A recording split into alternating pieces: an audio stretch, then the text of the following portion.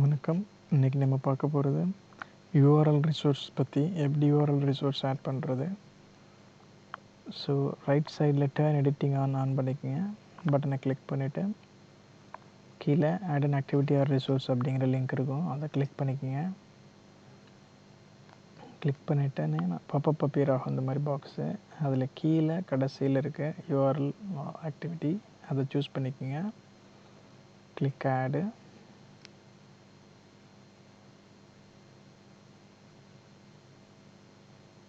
இப்போ விண்டோ டிஃப்ரெண்ட்டாக தெரியுது.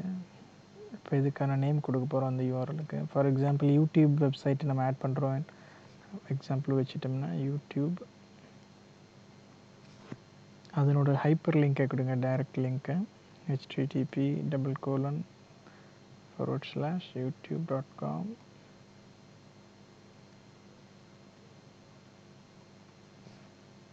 அதுக்கு எது டிஸ்கிரிப்ஷன்ஸ் இருந்தால் டிஸ்கிரிப்ஷன் கொடுக்கலாம் நீங்கள். இப்போ இதனோட அப்பியரன்ஸ் எப்படி இருக்க போகுது அப்படிங்கிறத சூஸ் பண்ண போகிறோம். அப்பியரன்ஸுக்கு வந்து நிறைய ஆப்ஷன்ஸ் இருக்குது. ஆட்டோமேட்டிக் அப்பியரன்ஸ்னால் புது பேஜுக்கு அப்படி ஓப்பன் ஆகிடும். அந்த லிங்க்கை கிளிக் பண்ணோன்னா எம்பர்டுன்னா அந்த பேஜ் உள்ளேயே எம்பர்ட் ஆகிருக்கும்.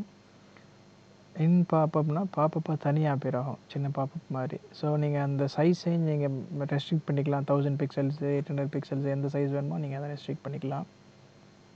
இது மாதிரி எந்த சைட்டையும் நீங்கள் பேஜுக்குள்ளே இருந்துக்கிட்டே ஓப்பன் பண்ண முடியும். இந்த யூஆர்எல் வேரியபிள்ஸ் அப்படிங்கிறது கொஞ்சம் அட்வான்ஸ் டாபிக். அது தனி வீடியோவில் பார்க்கலாம். ஸோ மற்றது எல்லாமே டிஃபால்ட் செட்டிங்ஸ் தான், எந்த இதுவுமே கிடையாது. இப்போ save and return to course போவோன்னா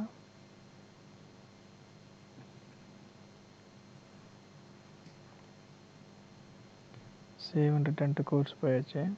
இப்போ ரைட் சைடில் ஒரு டர்ன் எடிட்டிங் ஆஃப் அதை கிளிக் பண்ணுங்கள். டர்ன் எடிட்டிங் ஆஃப் கிளிக் பண்ணிவிட்டு இப்போது அது இது ஒர்க் ஆகுதா அப்படின்னு டெஸ்ட் பண்ணி பார்க்கலாம். இப்போ யூடியூப் அதை கிளிக் பண்ணுங்கள், இந்த லிங்க்கை. இப்போ பாப்பப்பில் தனியாக அப்பியர் ஆகிடுச்சு. 600 பிக்சல்ஸ் 300 பிக்சல்ஸில் பாப்பப் தனியாக அப்பியர் ஆகிருக்கு. இது மாதிரி நீங்கள் எதை வேணுமோ எந்த வெப்சைட்டையும் நீங்கள் லோட் பண்ண முடியும் பாப்பப்பில். ஸோ தேங்க்ஸ் ஃபார் வாட்சிங். தேங்க்யூ.